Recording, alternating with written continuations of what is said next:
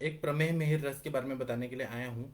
प्रमेह मिहिर रस जो है यह अभ्यंग के लिए और बस्ती के लिए और नस्य के लिए प्रयोग किया जाता है। और यह प्रमेह व्याधि में बहुत ही ज्यादा उपयोगी रहता है। तो इसके कैसे कार्य होते हैं, क्या क्या कार्य होते हैं, यह जानना बहुत जरूरी है। क्योंकि हमारे जो आदरणीय गुरु जी हैं वैद्य समीर जी मदगनी सर, उनके पास से मैं 7 से देख रहा हूँ, जब मैं फर्स्ट ईयर बीएमएस में था तब से मैं देख रहा हूँ कि प्रमेय मिहिर रस में मतलब उसका प्रयोग ये सर कर रहे हैं। तो मन में ये उत्सुकता होती थी कि सर प्रमेय मिहिर रस का प्रयोग क्यों करते हैं, क्या क्या फायदा है, और इसका नाम प्रमेय मिहिर क्यों है, और ये कैसे अवस्थाओं में कब कब इसका अभ्यंग करना चाहिए, नस्य देना चाहिए, बस्ती देना चाहिए, ये उत्सुकता हमेशा रहती थी। फिर ग्रंथों को ढूंढा, ढूंढते ढूंढते ऐसे मिला कि प्रमेय मिहिर रस जो है बहुत ही उपयोगी द्रव्य है।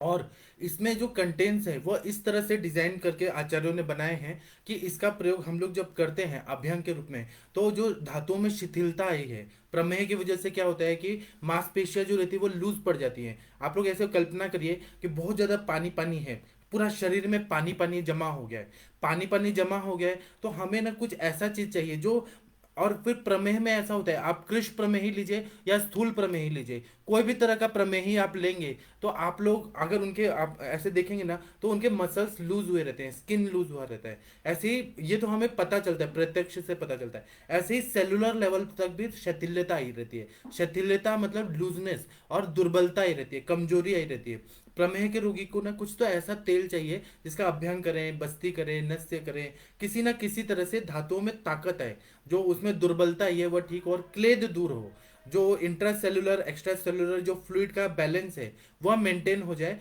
और पेशेंट को ना ताकत मिले। ताकत अगर नहीं रहेगी तो प्रमेह के रोगी जो रहते हैं बहुत ज्यादा अंदर से कमजोर रहते हैं। मैंने ऐसे अपने प्रैक्टिस में बहुत सारे प्रमेह के रोगी देखे हैं जिन लोग को इंसुलिन चल रहा है या नॉन इंसुलिन डिपेंडेंट है वो लोग, तो वो लोग ना अंदर से कमजोर रहते हैं। एक तो मेरे पेशेंट का अरिष्ट सूचक लक्षण आया था, प्रमेह के रोगी थे, कि उनको इतनी थकावट आती थी, इतनी थकावट आती थी कि दिन भर सोते रहने का मन करता था। उनको उठाएंगे, खाना खिलाएंगे, फिर सो जाएंगे, फिर खाना खिलाएंगे, फिर सो जाएंगे, इतनी ज्यादा दुर्बलता थी। उन्होंने मेरा दवाई कंटिन्यू नहीं किया, केवल दिखाने के लिए आए थे। और मेन बात था कि घर के लोगों को और उनको भी विश्वास नहीं था। जहां विश्वास नहीं होता है वहां पर चिकित्सा नहीं करना है, ऐसा चरक संहिता में बताया है। चंडम शोकातुरम भीरुम कृतघ्नम वैद्य मानिनम। जो पेशेंट डरपोक है, जिसको वैद्य मानिनम, वैद्य की बातों पे विश्वास नहीं है या वैद्य को रिस्पेक्ट नहीं कर रहा है, उसका इलाज नहीं करना है। वो त्याज्य रोगी रहते हैं। तो मैंने ज्यादा फोर्स नहीं किया, मैंने अपना आयुर्वेद का बता दिया था सारा सिद्धांत, लेकिन उनको नहीं समझ आया। उनको ऐसा कुछ, ऐसा जादू टोना ऐसा कुछ चाहिए था। और वो बोल रहे थे हम तो इंसुलिन ले रहे हैं, ये ले रहे हैं, आप कुछ तो जादू करिए। मैंने कहा जादू नहीं होगा, इसको हम धीरे धीरे ठीक करेंगे। ठीक है, उनको नहीं हुआ, उनकी मर्जी। लेकिन मैंने ऐसे पेशेंट जो देखे हैं, डायबिटिक के पेशेंट, जिनमें शिथिलता आ जाती है, धातुओं में वीकनेस बहुत ज्यादा आती है, खाते पीते हैं सब कुछ, अग्नि अच्छी रहती है, तीव्र अग्नि रहती है, बार बार खाने का रहता है उनको, क्योंकि इंसुलिन डिपेंडेंट रहते हैं, या एक मिनट, नॉन इंसुलिन डिपेंडेंट रहते हैं, तो उनको बार बार भूख लगती है, बार बार क्षुधा होती है, बार बार मल प्रवृत्ति होती है, बार बार मूत्र, सॉरी, अधारणीय वेग था, रुकना सही नहीं था। तो यहाँ पर ना बार बार उनको ये तकलीफ होती है कि धातुओं में शिथिलता आती है, भूख लगती है लेकिन खाना पचता ही नहीं है, और बहुत ज्यादा वीकनेस रहती है, दुर्बलता रहती है। तो उस ऐसे सारे कंडीशन में हम इंटरनली तो दवाई दे रहे हैं, वसंत कुसुमा का रस, स्वर्ण मकर ध्वज दे रहे हैं, और फिर चंद्र प्रभावटी दे रहे हैं, ठीक है, लेकिन कोई route of administration of drug, मतलब रूट जो है वो रास्ता, वो हमने अगर बदल दिया कि अभ्यंग करा दिया पूरे बॉडी में, तो उससे क्या होता है, मांसपेशियां मजबूत हो जाती हैं, शरीर में ताकत आ जाती है, ऊर्जा आ जाती है। और अगर इसी तेल का, प्रमेय मिहिर तेल का अगर हमने बस्ती दे दिया, पेशेंट को और ताकत आ जाती है, क्योंकि वायु का स्थान क्या है, पक्वाशय। पक्वाशय कटी सकते श्रोत्रास्ति स्पर्शनेन्द्रियम स्थानम वातस्य तत्रापि पक्वाधानम विशेषता। पक्वाधानम विशेषता यह शब्द बोला है। तो पक्वाशय में वायु रहता है, और मधु में जो है वो वात का टाइप रहता है, मतलब प्रमेह का सब टाइप है। और हर मध प्रमेह जो है वह, हर प्रमेह ही जाके मधुमेह में जा रहा है, मतलब वात का ही जा रहा है, वहां पे वायु का शमन होना जरूरी है। वायु की वजह से ही दुर्बलता ही रहती है, वायु की वजह से ही शिथिलता ही रहती है, वायु ही वहां पे बहुत ज्यादा मेन जो है, मतलब ये विशिएटेड रहता है, मतलब बहुत ज्यादा दूषित रहता है। हमें वायु को जीत लिया तो शरीर को बल प्राप्त हो जाएगा, शरीर को सहनन प्राप्त हो जाएगा, वहां शिथिलेंद्रियता जो है वह ठीक हो जाएगा। तो इसीलिए आचार्यों ने प्रमेय मिहिर तेल बनाया। अगर हम लोग इसके कंटेंट्स देखेंगे ना तो बहुत ही अच्छे अच्छे हैं।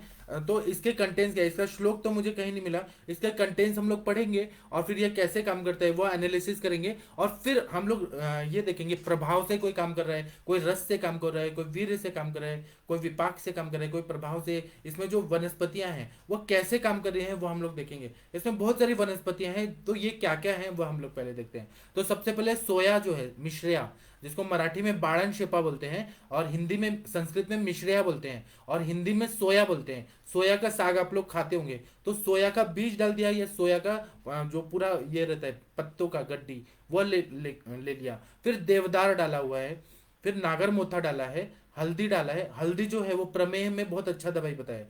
हल्दी डाला है, दारू हल्दी डाला है, मुरवा डाला है, कुष्ठ वनस्पति डाला है।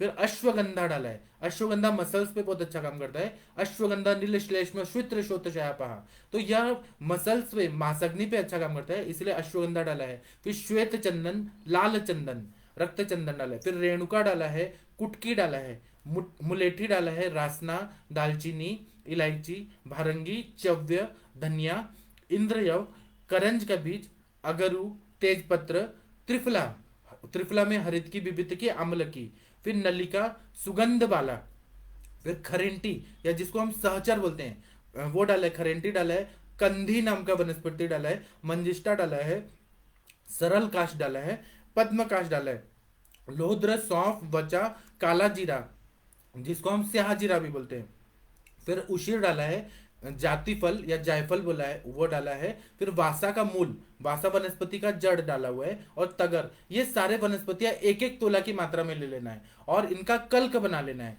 फिर क्या करना है कि तेल लेना है।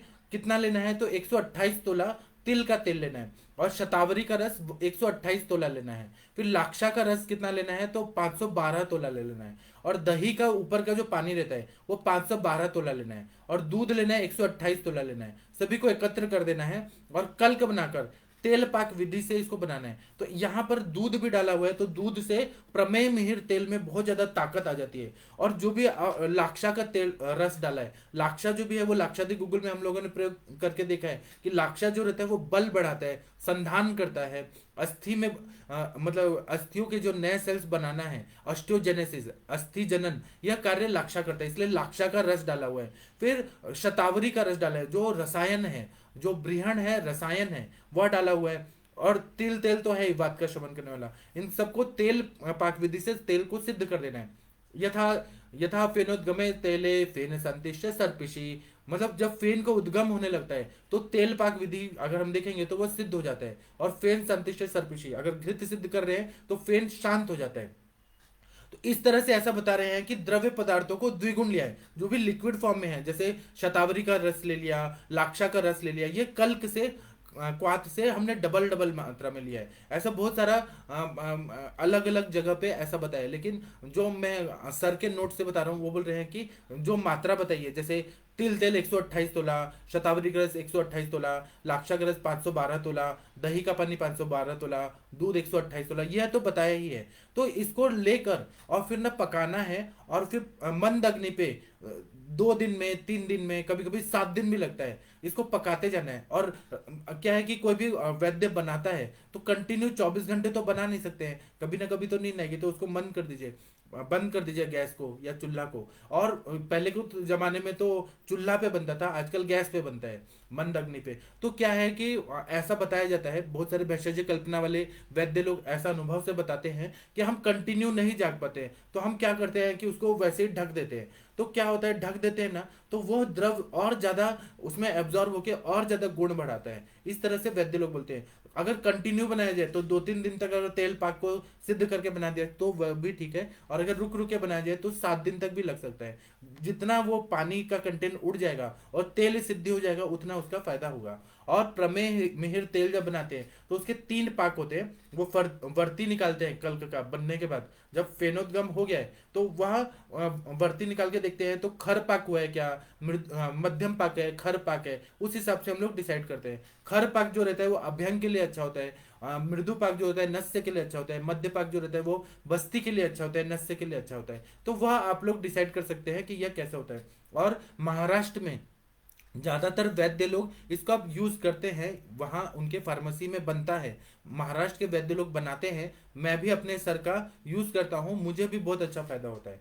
तो ये आप लोग का चॉइस है, आप लोग कहाँ से ले रहे हैं, कैसे कर रहे हैं, लेकिन इस तरह से प्रमेह मिहिर तेल बन जाता है। इसके बाद में ऐसा बोल रहे हैं कि इसका अभ्यंग करना है, इसका मालिश करने से प्रमेह मिहिर तो नाम ही है, लेकिन और कौन से व्याधियों में काम करता है तो वह देखते हैं। बहुत ही इंटरेस्टिंग है, ये हर तरह के वात विकारों में काम करता है। जैसे अगर ना किसी को ज्वाइंट पेन हो रहा है, कमर दर्द हो रहा है, फिर उसके बाद में साइटिका का पेन हो रहा है, कुब्जवात है, कलाई खंज है, पंगुता है, बहुत सारे कमर दर्द, फिर ये सर्वाइकल पेन है, फिर अवबाहुक है, विश्वाची है, हाथ ऊपर नहीं उठ रहे हैं, ऐसे बहुत सारे कंडीशन रहते हैं। उसमें इसका अगर अभ्यंग कर दिया जाए, मालिश कर दिया जाए तो बहुत अच्छा फायदा होता है। इसी तरह से वातज, पित्तज, कफज, सन्निपातज और मेदोगत, मेद धातुगत और मांस धातुगत जो ज्वर होता है, जिसमें बॉडी में पेन हो रहा है, अंग मर्द जैसा कंडीशन है, बहुत ज्यादा मर्दन करने की तरह, जैसे मसल दिया बॉडी को, बहुत ज्यादा जोर जोर से मसल दिया, तो उसमें जैसा पेन होता है उसी तरह से बॉडी एक जब हो रहा है, जिसको हम लोग पूरे बोलेंगे कि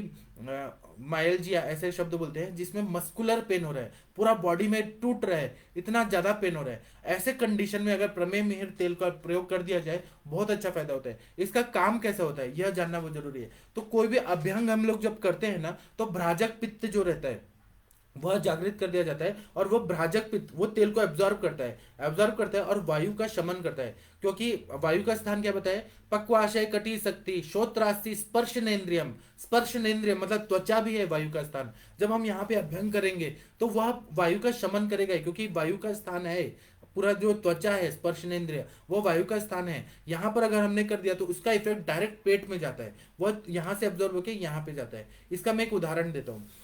मतलब वो उसका मतलब पूरा है ना इंटेस्टाइन तक उसका गमन रहता है। एक बार क्या हुआ कि हमारे आदरणीय वैद्य गुरु जी समीर जमदग्नि सर ये कर रहे थे, इंटर्नशिप कर रहे थे। तो उनकी वाइफ जो अभी मैडम है, श्रुति जमदग्नि मैडम, वो दोनों का ड्यूटी लगा था, दोनों क्लासमेट थे। तो उनका ना गायनिक वार्ड में ये ड्यूटी लगा था। तो 40-45 प्रसूताएं थी, जिनको बाई मतलब अनफॉर्चुनेटली सभी को दूध ही नहीं आ रहा था। मतलब उस दिन पता नहीं क्या हुआ था कि दूध ही नहीं आ रहा था, और बच्चे रो रो के बिलख रहे थे, बहुत ज्यादा रो रहे थे, बहुत ज्यादा रो रहे थे। तो सर ने क्या किया, सर ने अपने गुरुजी से पूछा और युक्ति लगाया। उनके गुरुजी ने बताया फोन पे कि क्या करो कि काउज मिल्क लेके आओ, गाय का दूध लेके आओ, और वह दूध से सारे बच्चों को उससे अभ्यंग कराओ।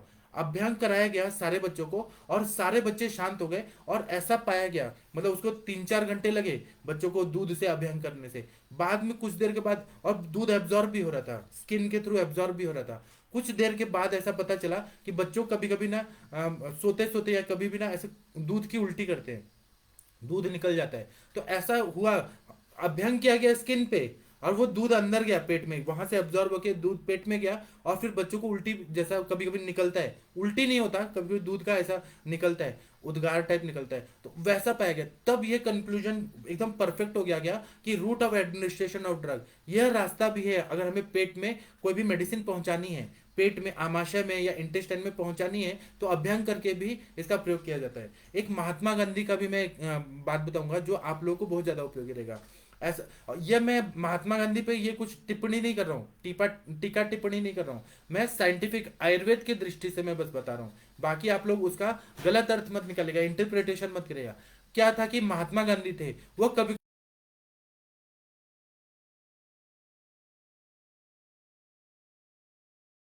फिट रहते थे, उनको कभी भी बोलते हैं कि आप चलिए, आंदोलन है तो वो चलिए। तो हमारे आयुर्वेद के वैद्य, क्योंकि मेरे पास सारे नोट्स हैं, 500 साल पुराने वैद्यों के नोट्स हैं, उसमें ऐसा लिखा है कि महात्मा गांधी जो थे कभी कभी 3-3 महीने तक उन्होंने उपवास किया, केवल पानी पीते थे, या कभी कभी पानी भी नहीं पीते थे और वो ऐसे ही रह जाते थे, या फिर पीते थे तो जूस पीते थे, फ्रूट जूस पीते थे, और बिना कुछ खाए पिए वो इंसान जिंदा कैसे रहते थे। तो ऐसा एनालिसिस हमारे वैद्य लोगों ने जो वहां आसपास रहते थे, उन लोगों ने ऐसे लिखा कि वह बादाम का जो तेल है उससे अभ्यंग कराते थे।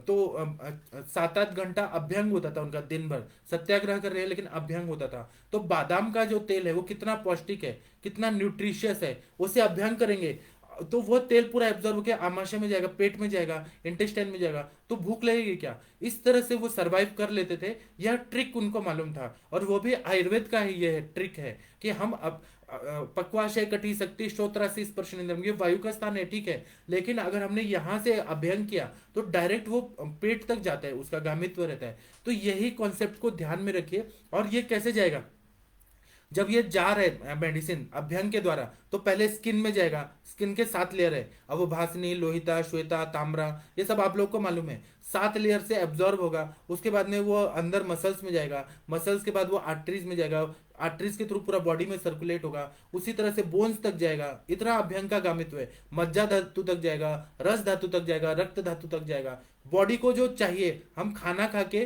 वो आमाशय में जाता है, पचता है, मधुर अवस्था पर कटु अवस्था पर, फिर मधुर अम्ल लवण, मधुर अम्ल कटु अवस्था पर, ये होके फिर आहार रस बनता है, फिर आहार रस से रस धातु, रक्त धातु, इस तरह से जो ये ताकत मिलती है। तो उसी तरह से अभ्यंग करने से भी वो ताकत मिल जाती है हमें। जरूर नहीं कि मुंह से ओरल रूट से हम खाना खा रहे हैं और ताकत मिलेगी, इस तरह से भी किया जाता है। और इसी का एप्लीकेशन करके ऋषि मुनि लोग भी थे, वो हिमालय पे रहते थे।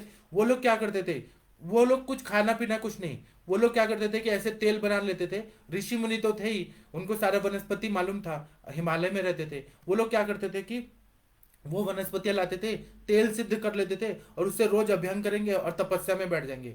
खाने पीने का जरूरत ही नहीं, पानी पीना है तो बर्फ उठा के खा लिया, बस। इस तरह से भी वो लोग सरवाइव करते थे। और सनलाइट तो उनको मिलता ही था, हवा पानी मिलता था। उन्होंने अपने बॉडी को इतना स्ट्रांग कर दिया था, और हठ योग करते थे और सिद्धि प्राप्त करते थे।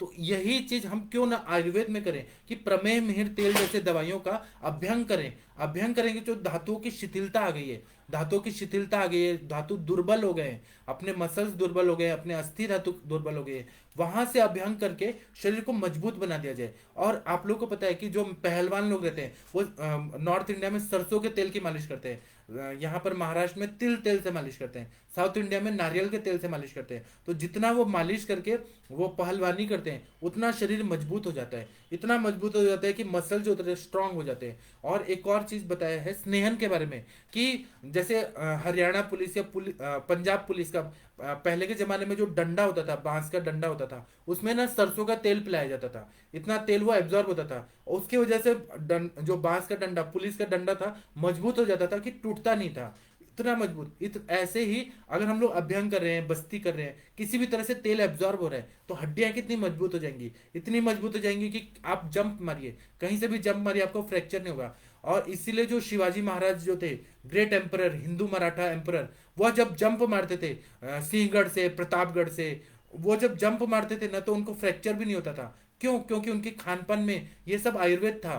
उस जमाने में जब युद्ध करते थे तो तलवार लेके लड़ते थे, तो सुबह से शाम लड़ रहे हैं, इतने सारे लोगों को मार रहे हैं, भाला चला रहे हैं, गदा उठा रहे हैं, तलवार चला रहे हैं। तो उन लोग को कितना यहाँ पे ताकत रहती थी। उन लोगों को कभी सुना है कि ये राजा को, ये एम्परर को फ्रोजन शोल्डर हो गया? आजकल क्यों हो रहा है, कुछ नहीं भी कर रहे हैं तब भी फ्रोजन शोल्डर हो रहा है, फिर नेक का प्रॉब्लम हो रहा है, सर्वाइकल स्पॉन्डिलोसिस हो रहा है। क्यों हो रहा है? क्योंकि खान पान से घृत निकल ही गया है। डॉक्टर्स लोग जो हैं वो बोल देते हैं खाना में घी नहीं खाना है, तेल नहीं खाना है, एकदम कोलेस्ट्रॉल बढ़ता है, ये है वो है, कोलेस्ट्रॉल थ्योरी ला दिया उन्होंने, सब घी और तेल मना कर दिया। जबकि ऐसा नहीं होना चाहिए, हमारे खाने में घृत सेवन होना ही चाहिए। आहार विधि विशेषायतन में बताया स्निग्धम मशनियात, स्निग्ध खाना खाना जरूरी है। आप लोग भी चिकित्सा जब करते हैं तो पेशेंट का अग्नि बढ़ा दीजिए, दीपन पाचन करके घृत का सेवन जरूर कराइए। घृत, तेल, वसा, मज्जा, 4 स्नेह बताए हैं, उसका सेवन जरूर कराइए। मूत्र कृच्छता जो रहती है उसमें हमारे जो एक वैद्य आशुतोष पाटनकर सर हैं पुणे के, बहुत अच्छे गुरुजी हैं, वो मेरे पीएचडी के भी एक्सपर्ट बन के आए थे। तो वह क्या करते हैं कि हर पेशेंट को बोलते हैं 50 से 100 ml गाय का घी खाना ही खाना है। अब मूत्र कृच्छता हुआ, किडनी फेलियर के पेशेंट हैं, किडनी फेलियर में डॉक्टर्स लोग बोलते हैं कि किडनी को लोड पड़ेगा, ज्यादा घी तेल नहीं खाना, प्रोटीन चीज नहीं खाना, दूध नहीं लेना, नॉनवेज नहीं खाना। लेकिन हमारे सर बोलते हैं घृत पान करो, घृत में रीजनरेट करने की शक्ति होती है। जो किडनी श्रिंक हो रही है, या नेफ्रॉन्स डैमेज हो रहे हैं, नेफ्रोटिक सिंड्रोम हो रहा है, या जो भी किडनी फेलियर जो पेशेंट जा रहे हैं, उसमें जितना घृत पिलाएंगे ना उतना स्नेहन होगा, और स्नेहन होने से जो ये नेफ्रॉन्स है डैमेज हो रहे हैं वह पूरी तरह से ताकतवर हो जाएंगे, मजबूत हो जाएंगे, और हम किडनी के पेशेंट में बहुत ज्यादा फायदा कर सकते हैं। मतलब मूत्रकृच्छता में भी फायदा करेगा, मूत्राघात में भी फायदा करेगा। मैं यहाँ स्नेह का महत्व बता रहा हूँ, स्नेह का महत्व इतना ज्यादा है। मेरे पास एक पेशेंट आई थी, वो अपना बस हिस्ट्री बता रही थी कि उनके ना मदर को पोलियोमाइलाइटिस हो गया था। तो वो साउथ इंडिया में गए, और पोलियोमाइलाइटिस में जो जानवर होते हैं ना, जो वाइल्ड एनिमल्स होते हैं, उसको मार के वहां के वैद्यों ने वसा और मज्जा निकाला उनका, और उससे मसाज किया। 3 महीना मसाज किया। पोलियोमाइलाइटिस का जो ये होता है, आप लोगों ने पैर देखा होगा कितना उसमें वेस्टिंग ऑफ मसल्स होते हैं, वो सारा रिकवर हो गया। आप लोग विश्वास नहीं, उन्होंने अपनी माँ का पैर दिखाया, एकदम ठीक हो गया था। पोलियोमाइलाइटिस जैसे कंडीशन में भी अगर वसा और मज्जा का मसाज कर दिया जाए, अभ्यंग करके एब्सॉर्प्शन करा दिया जाए, तो वो पोलियोमाइलाइटिस में भी मसल्स का वेस्टिंग ठीक हो जाता है, मसल्स ठीक हो जाते हैं। तो क्यों ना हम आयुर्वेद का जो परंपरा है कि स्नेह के बारे में इतना महत्व बताएं, उसका प्रयोग करें। अब इसका मतलब ये नहीं है कि हर पेशेंट को आप डालडा खिलाएंगे, भैंस का घी खिलाएंगे और उनका कोलेस्ट्रॉल बढ़ाएंगे, ऐसा नहीं है। कोलेस्ट्रॉल का थ्योरी क्या है, मैं आप लोगों को बताता हूँ। कोलेस्ट्रॉल का थ्योरी है कि फैट मेटाबॉलिज्म कहाँ होता है, फैट मेटाबॉलिज्म लीवर में होता है। अगर वह विकृत है, फैट्स को मेटाबोलाइज नहीं कर पा रहा है, तो स्नेह का आम बनता है, स्नेह का आम बनता है, और वह स्नेह का आम जाके हृदय में जाके जमा हो जाता है, और वही लिपिड बढ़ जाता है, कोलेस्ट्रॉल बढ़ जाता है। वहां पर भी हमें मेटाबॉलिक डिसऑर्डर ही है कोलेस्ट्रॉल बढ़ना। यहाँ पर हमें लेखन करने वाले द्रव्य और दीपन पाचन करने वाले द्रव्य और धात्वग्नि वर्धन करने वाले, भूताग्नि को वर्धन करने वाले, जठराग्नि तो हम करेंगे। यह सब जब हम सेलुलर लेवल तक करते हैं और लीवर का फंक्शन अच्छा कर देते हैं, तो जो कोलेस्ट्रॉल है वो अपने आप कम हो जाता है, नॉर्मल रेंज में आ जाता है। तो ये कोलेस्ट्रॉल वगैरह कुछ नहीं है, यहाँ पे यकृत का कार्य अच्छा होना चाहिए, धात्वग्नि का कार्य अच्छा होना चाहिए, भूताग्नि का कार्य अच्छा होना चाहिए, तो पेशेंट ठीक हो जाता है। अब यहाँ पर अभ्यंग बताया है, अभ्यंगम आचरण नित्यम स जराश्रम वातः, मतलब अभ्यंग का आचरण जो है, अभ्यंगन आचरण नित्यम मतलब वो नित्य दिनचर्या में बताया कि जिस तरह से सुबह उठते हैं, सुबह उठने के बाद पेट साफ करते हैं, मलमूत्र का त्याग करते हैं, फिर दत्वन करते हैं, स्नान करते हैं, अंजन करते हैं, तांबुल भक्षण करते हैं, उसी तरह से अभ्यंग को भी महत्व दिया है। अभ्यंगम आचरण नित्यम स जराश्रम वातः, वो बुढ़ापा को दूर करता है, थकावट को दूर करता है, वातः वायु को दूर करता है। फिर आगे और बता रहे हैं, हिंदी में बता रहा हूँ कि वो मसल्स को स्ट्रांग करता है, और वो आंखों के लिए भी अच्छा रहता है। जितना अभ्यंग रहेगा ना, उतनी आंखें अच्छी रहेंगी, चश्मा नहीं लगेगा। और पादाभ्यंग के बारे में तो इतना महत्व बताया है कि पहले के जमाने में लोग क्या करते थे, जो माताएं होती थी अपने बच्चों को सोने के पहले वहां पे क्या करती थी, पैर के तलवों में थोड़ा सा स्नेह लगा के, तेल लगा के, और कान से का जो ऐसे कटोरी टाइप रहता था उसको घिसती थी, आधा घंटा 1 घंटा करके घिसती थी, और तभी सोने का वो रहता था, या अभ्यंग कराया जाता था बच्चों को या वृद्धों को, तभी सोते थे, तो उनको चश्मा नहीं लगता था। या मतलब यह अभ्यंग जो है ना, ये दिनचर्या में जरूर ही रहता था। तो आप लोग अगर चाहते हैं कि आपका आंखें अच्छी रहे, आपका बीमारी अच्छा रहे, तो कोई व्याधि ना हो, तो अभ्यंग जरूर करें। पादाभ्यंग भले 10 मिनट करें, 15 मिनट करें, लेकिन आप जरूर करिए पादाभ्यंग, तेल लगा के पैरों के तलवों में। क्यों? क्योंकि ना आलोचक पित्त का स्थान कहाँ है, तो आंखें हैं, वहां पे तेज महाभूत प्रधान है, और पैर जो भी है वह भी तेज महाभूत प्रधान है। जब हम वहां पर स्नेहन करेंगे, उसका इफेक्ट डायरेक्ट आंखों पे आता है। तो और इसीलिए बोलते हैं कि आंखों के बीमारी में अगर अभिषंद वगैरह है, तो दूब के घास पे चलने के लिए बोला जाता है। जितना दूब के घास पे चलेंगे, उतनी आंखों में ऊर्जा बढ़ती है। मतलब कहीं ना कहीं पैर का कनेक्शन आंखों से है। और ऐसे लोग बोलते हैं कि लोग ना क्या करते हैं कि मतलब कहीं बाहर से आए, पैर धो लिया, फिर बाहर से आए, फिर पैर धो लिया, बार बार जो पैर धोने का जो आदत रहता है, वह क्या रहता है, वहां पे तेज महाभूत प्रधान है, उससे आंखों का इफेक्ट होता है। आप पैर धोइए, स्वच्छता रखिए, सब ठीक है, लेकिन बार बार दिन में 100 बार पैर मत धोइए। हर बेड पे जा रहे हैं तो पैर धो रहे हैं, उधर जा रहे हैं तो पैर धो रहे हैं, एक बार बाहर से आए ठीक है, बार बार पैर मत धोइए। तो यह मतलब वह इफेक्ट करता है, ऐसा मैंने अपने गुरु लोगों के मुंह से सुना है। तो ठीक है, वो बात अलग है। अभ्यंग का बात यह है कि प्रमेय मिहिर तेल का अगर प्रयोग कर दिया जाए, पादाभ्यंग कर दिया जाए, तो उससे भी धातुओं की शिथिलता अच्छी हो जाती है। डायबिटिक मैकुलोपैथी हो रही है, डायबिटिक रेटिनोपैथी हो रही है, डायबिटीज की वजह से रेटिनल डिटैचमेंट हो रहा है, रेटिना जो है ना अंदर से डिटैच्ड हो रहा है। ऐसे कंडीशन में अगर पादाभ्यंग कर दिया जाए, वो भी प्रमेय मिहिर तेल, इतना अच्छा तेल है ये, आप लोग खुद भी वनस्पति लाइए और खुद बना दीजिए, या फिर यहाँ पुणे के कोई वैद्य से आप लोग ले लीजिए। इतना अच्छा फायदा होता है, इतना अच्छा फायदा होता है। Diabetic maculopathy, diabetic retinopathy, diabetic retinal detachment जो रहता है, वह सब ठीक हो जाएगा। और ये तो पैरों का मैंने बता दिया। अब हम पूरा बॉडी का अगर अभ्यंग कर रहे हैं तो धातुओं की शिथिलता ठीक हो जाती है, वीकनेस ठीक हो जाता है। जो बोलते हैं ना कृश प्रमेही, फिर बलवान प्रमेही, दुर्बल प्रमेही, स्थूल प्रमेही, हर तरह के प्रमेही में इसका प्रयोग करने से फायदा होता है। फिर बहुत सारे पेशेंट हमारे पास आते हैं जो शुक्र क्षय हुआ रहता है और दुर्बल व्यक्ति रहते हैं, बहुत ज्यादा कमजोर रहते हैं। जरूरी नहीं है कि उनको प्रमेय हुआ है, लेकिन वो कृश रहेंगे या बहुत ज्यादा शुक्र का क्षय किया रहेगा, इतना ज्यादा शुक्र का निकालने का आदत रहता है कि वह उन लोगों को नींद ही नहीं आती है जब तक वो शुक्र का क्षय ना करें। मतलब उनकी शादी भी रहती है लेकिन वो शुक्र क्षय करेंगे तभी माइंड में जाएगा, हाइपोथैलेमस में जाएगा, सेक्स सेंटर को ये करेगा, सेटिस्फाई करेगा, तभी उनको नींद आएगी। एक मैकेनिज्म रहता है जो गलत आदत की वजह से होता है। शीघ्र पतन होना या शुक्र क्षय होना, यह जो रहते हैं स्वप्न दोष, यह सब गलत आदतों की वजह से ये सारी बीमारियां हो जाती हैं। तो ऐसे कंडीशन में भी अगर प्रमेय मिहिर तेल का प्रयोग कर दिया जाए तो यह क्या करता है, धातुओं में बल बढ़ाता है, धात्वग्नि को अच्छा करता है, भूताग्नि को अच्छा करता है, और पेशेंट का कॉन्फिडेंस लेवल बढ़ जाता है जिससे उसको जरूरत नहीं पड़ती। जो लोग अभ्यंग कराते हैं ना उनको सेक्स करके या वैवाह करके या अष्ट मैथुन करके शुक्र निकालने का जरूरत ही नहीं है, क्योंकि हमने पूरा शाखा को इतना अच्छा अभ्यंग करके ब्लड सर्कुलेशन कर दिया, तो जो रक्त का संचरण जो केवल वहां जननेंद्रिय में हो रहा है वह रुक जाएगा। तो इसलिए शुक्र क्षय की आदत से भी निकालना है तो अभ्यंग रोज करेंगे तो बहुत अच्छा फायदा होगा। और दूसरा ये बता रहे हैं कि दुर्बल व्यक्तियों में भी अगर करेंगे तो मसल्स में ताकत आ जाएगी, उसका डबल स्ट्रेंथ बढ़ जाएगा और वह कोई भी काम कर सकता है। यह जो तेल रहता है वह दाह को भी दूर करता है। प्रमेय मिहिर तेल जो है वह अगर बर्निंग सेंसेशन अगर पूरा बॉडी में हो रहा है किसी ना किसी वजह से, ज्यादा तेल मिर्ची मसाला खाने की वजह से या कोई व्याधि की वजह से, अभी प्रमेह में हस्तपादतल दाह होता ही होता है, मतलब हाथ पैरों में जलन होती है, आंखों में जलन होती है, तो वह कंडीशन में भी काम करेगा। और कोई और कंडीशन की वजह से अगर हाथ पैर में जलन हो रही है, पित्त की दृष्टि हो गई है, पित्त बढ़ गया है, तो उस कंडीशन में भी प्रमेय मिहिर तेल का प्रयोग करने से फायदा होता है। इसी तरह से पिपासा है, आप पानी कितना भी पी रहे हैं लेकिन तृप्ति नहीं मिल रही है, बहुत ज्यादा प्यास लग रहा है, बहुत ज्यादा प्यास लग रहा है, और पानी कितना भी पिए तब भी प्यास लग रहा है, तो उस कंडीशन में भी उदक व स्त्रोतस जो रहता है हमारे शरीर का, अंबु व स्त्रोतस दूषित हुआ रहता है, वहां पे व्यान वायु की विकृति रहती है, इसलिए क्लोम जो है जो अपने तो वह ना सूख जाते हैं, बहुत ज्यादा प्यास लगती है। और ऐसा बता रहे हैं कि अगर क्लोम पे अंबु व स्त्रोतस पे आघात हुआ या पानी नहीं मिला तो इंसान तुरंत ही मर जाता है।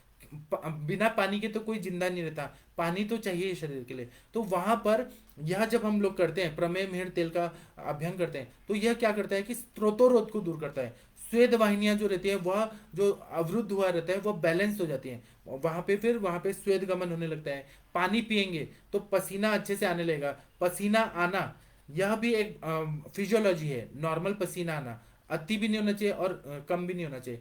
और स्वेदवा स्त्रोतस और अंबुवा स्त्रोतस इनका बैलेंस होना चाहिए, मतलब पसीना निकलना, बॉडी का पानी निकलना, मल रूप में निकलना, और अंबुवा स्त्रोतस जो अंबु रहता है बॉडी में, सार भाग अंबुवा स्त्रोतस में रहता है, किट्ट भाग जो रहता है वो स्वेद के रूप में निकलता है। यह बैलेंस होना बहुत जरूरी है। तो अभ्यंग जब हम करते हैं तो सारे स्वेट ग्लैंड जो रहते हैं अपने स्वेदवाही ग्रंथियां रहती हैं वह स्टिमुलेट हो जाती है, अच्छे से नॉर्मल पसीना आने लगता है, तो जो पानी पिया है वो पानी पचेगा, अम्बुवा स्त्रोतस में सर्कुलेट करेगा, व्यान वायु का कार्य होगा और स्वेद प्रवृत्ति अच्छे से होने लगी, प्राकृत अवस्था में होने लगेगी, तो अपने आप प्यास जो लगने की बीमारी है, तृष्णा रोग है, वह ठीक हो जाएगा। तृष्णा रोग जो रहता है वह किडनी फेलियर के पेशेंट में भी रहता है, उनको इतनी मूत्रकृच्छता रहती है, जो ये पानी का जो बैलेंस है वो बिगड़ जाता है और उसमें प्यास बहुत लगती है। तो अगर किडनी पेशेंट को आपको ठीक करना है तो हम लोग कैसे तृष्णा प्रशमन गण देते हैं, इसी तरह से प्रमेय मिहिर तेल का अभ्यंग करिए तो वह उस तरह से भी फायदा होता है। आप लोग को जो मैं कॉन्सेप्ट बताना चाहता हूँ, बेसिक कॉन्सेप्ट ऑफ आयुर्वेदा, वह जानना बहुत जरूरी है। ये कॉलेजेस में नहीं पढ़ाया जाता है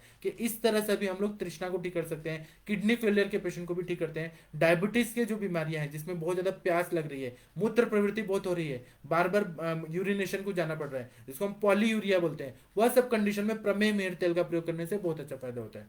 इसी तरह से बता रहे हैं कि अगर पित्त बढ़ा हुआ है, हाइपर एसिडिटी हुआ है, तो जब हम लोग अभ्यंग करते हैं, अभ्यंग करने से क्या होगा कि भ्राजक पित्त जो है वह जागृत हो जाएगा, उसका कार्य अच्छा होगा। भ्राजक एक पित्त अच्छा हुआ, उसका इफेक्ट कैसा होगा कि वह पाचक पित्त को अच्छा करेगा, पाचक पित्त अच्छा हुआ तो अग्नि बढ़ जाएगा, अग्नि अच्छा हुआ तो डाइजेशन हो जाएगा, तो पित्त अम्ल पित्त ठीक हो जाएगा। जैसे कि हम लोग फॉर एग्जाम्पल अगर हम लोग अपान वायु को ठीक कर देते हैं, बहुत सारे अगर वायु बिगड़ा हुआ है किसी को सांस फूल रहा है, किसी को खांसी आ रही है, किसी को सर दर्द हो रहा है, तो अपान वायु अगर रुका हुआ है उसके वजह से ऐसा हो रहा है, तो हम लोग क्या करते हैं, अपान को अनुलोमित करते हैं, हम कोई लेक्सेटिव देते हैं। अपान अगर प्राकृत हुआ तो श्वास का वेग कम हो जाता है, कास का वेग ठीक हो जाता है, शिराशूल ठीक हो जाता है। एक वायु ठीक हुआ तो वो दूसरे वायु को ठीक कर देगा। ऐसा आप लोगों को पता है। उसी तरह से भ्राजक पित्त को अगर हमने अच्छा कर दिया तो अपने आप अग्नि अच्छा हो जाएगा, अग्नि अच्छा हो जाएगा तो पाचक पित्त अच्छा होगा, और उल्टी जो आ रही है अपचन की वजह से, अग्नि मंदता की वजह से, वह ठीक हो जाएगा, और उल्टी की बीमारी, वमन ठीक हो जाएगा। यहाँ वमन बोलने से अच्छा छर्दी बोलना चाहिए। व्याधि के रूप में छर्दी होता है, और अब ट्रीटमेंट के पर्पज से जो उल्टी कराते हैं उसको वमन बोलते हैं। तो छर्दी जो रोग है वह ठीक हो जाता है। इसी तरह से मुंह सूख रहा है बार बार, जिसको हम मुख शोष बोलते हैं, बार बार अंदर ही अंदर मुंह में ड्राइनेस आ रहा है, कितना भी पानी पियो तृप्ति नहीं मिलती है, तो इसके लिए ऐसा बताया गया है ग्रंथों में कि मिट्टी का जो ढेला होता है या मिट्टी का ईंट का जो टुकड़ा होता है उसको गर्म करके लाल करके पानी में बुझाना है। पानी में बुझाने से फिर वह पानी पिएंगे तो उसमें इतनी ठंडक होती है कि प्यास को दूर कर देता है। वह सब ठीक है, लेकिन अभ्यंग करने से क्या हो रहा है कि पूरा जो स्वेद व स्त्रोतस है वह बैलेंस हो जा रहा है, और उसका इफेक्ट होता है कि गले में जो बार बार प्यास लग रही है, क्लोम, इधर कोई लोग क्लोम को गले में बोलते हैं, कोई पैंक्रियास को बोलते हैं, लेकिन हम लोग जो हैं वो परंपरा वाले हैं कि गले में बोलते हैं, जहां से प्यास का प्रवृत्ति होता है वह क्लोम को, उसको क्लोम बोलते हैं। तो वहां पर क्या होता है कि बैलेंस हो जाता है, फिर पानी पिया है ना वो बैलेंस रहता है, और जो मुंह सूख रहा है वह ठीक रहता है। फिर सलाइवा वगैरह जो है मुंह में जितना बोधक कफ है उसका सिक्रीशन अच्छा रहता है, तो इसलिए ड्राइनेस कम हो जाता है। क्योंकि इसका इफेक्ट क्या होता है कि अभ्यंग करते हैं, अभ्यंग करते हैं तो अग्नि अच्छा होता है, स्वेद व स्त्रोतस अच्छा होता है। स्वेद व स्त्रोतस का इफेक्ट अंबु व स्त्रोतस पे आता है, मतलब स्वेद और अम्बुवा पे ध्यान दीजिए। स्वेदवा अच्छा रहेगा तो अम्बुवा अच्छा रहेगा, अम्बुवा अच्छा रहेगा तो प्यास और मुंह सूखना ये बैलेंस रहेगा। इस तरह से चिकित्सा करते हैं। और इसी तरह से 20 प्रकार के प्रमेह रोग जो रहते हैं, जो प्रमेह रोग भी आते हैं, बताए हैं अपने चरक संहिता में कि 10 प्रकार के कफज प्रमेह रहते हैं, 6 प्रकार के पित्तज प्रमेह रहते हैं, 4 प्रकार के वातज प्रमेह रहते हैं। वह सारे प्रमेह में जो भी धातु शिथिलता आ गई है, दुर्बलता आ गई है, और उसमें ऐसा बोलते हैं कि आविल मूत्रता, बहुमूत्रता, गंदा यूरिनेशन होता है और बहुत ज्यादा मात्रा में मूत्र होता है, और मूत्र के भी अलग अलग रंग होते हैं, जैसे इक्षु वालिका में बोला है, इक्षु में बोला है, सांद्र में बोला है, सांद्र प्रसाद में बोला है, शुक्ल में बोला है, पिष्ट में बोला है। ये बहुत सारे मेह के टाइप बताए, और ऐसा दिखता है। पेशेंट आके बोलते हैं कि हमें ना यूरिन हो रहा है, और मैंने तो सब तरह के प्रमेह देखे हैं पेशेंट में। वह लोग लेके आते हैं अपने किसी ग्लास के बोतल में लेके आते हैं, तो जो चावल के धुवन जैसा रहता है वह पिष्ट में रहता है, वैसा दिखता है।